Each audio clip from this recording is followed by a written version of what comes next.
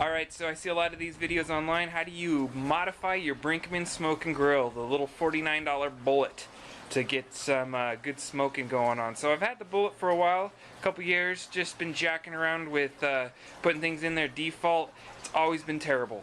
Can't regulate the temperature, you really can't get to the coals. So I spent a weekend to figure it out, and I actually had a lot of success. So here's my quick video on what you can need to do. I'm going to speed through this. I've seen a billion videos about it. This is going to give you exactly what you need to know. First off, I took the main body and all I did is take off the legs and I flipped them around to the outside. So you just have these two screws here, you got some bolts on the back and the side, and you just flip them out to the outside. So that's what's going to give you this nice little tube here that you're going to be able to get access to your heat.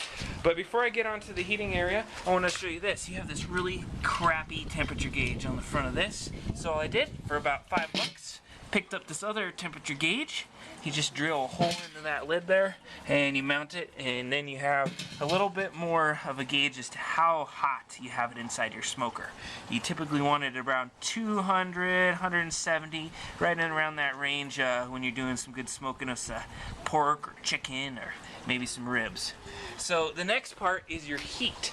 So to get your heat all set up, what you need to do is you need to modify your heat pan. So this thing has no holes in it when I started, and actually I knew I was going to need a lot of holes, so I just drilled the heck of them.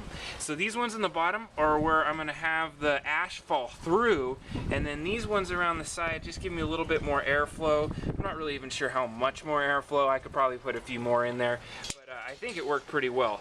I went and got myself some of this little grating stuff. Bought like a big old thing of it for about $6, and all I needed this little piece, so I could probably cut a few more if I needed to.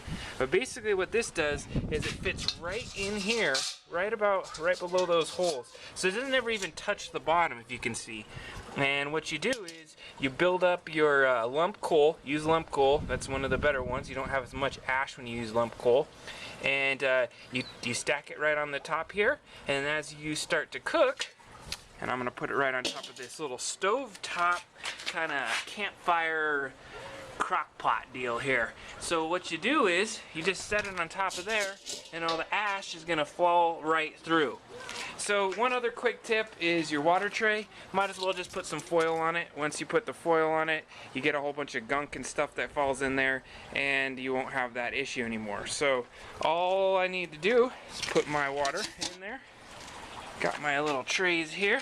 So put my first tray in, and put my second tray in.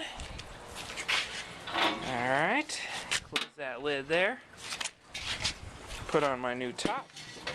And the only other component you really need to take a peek at is these bricks. I just put those bricks there, a couple of them, just to give it a little bit of extra height to account for the fact that I put it on that little stove top thing. So as you cook, you never really ever have to check on your meat too much. Be able to put that right on the top. That's what it looks like when it's on. As you're cooking, you just come on over here, and actually let's set it up on here. You can kind of see what I'm doing here. Had that on my lid.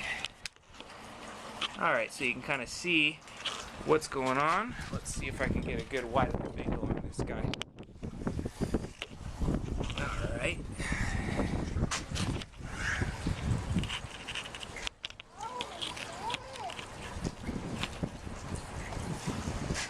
So you can see when you're cooking, all you need to do is be careful. Lift this guy up. Access to your hot coals, do what you need to do, maybe give it a little sift. Now don't touch it with your hands, they'll be stupid, but you'd have some stuff to kind of hold this, maybe shake it just a tad so you get some of that ash to go down there, and then you come back, and you're able to quickly put this back on, and you're off and going. You never had to take off the lid. Once you put it on there for a couple hours, you might check your meat, maybe do a little bit of foil work if you're in the 3-2-1 method, but that's it. Quick, easy mods for your bullet Brinkman. Cost me about $10-15 to make those mods. Alright, thanks.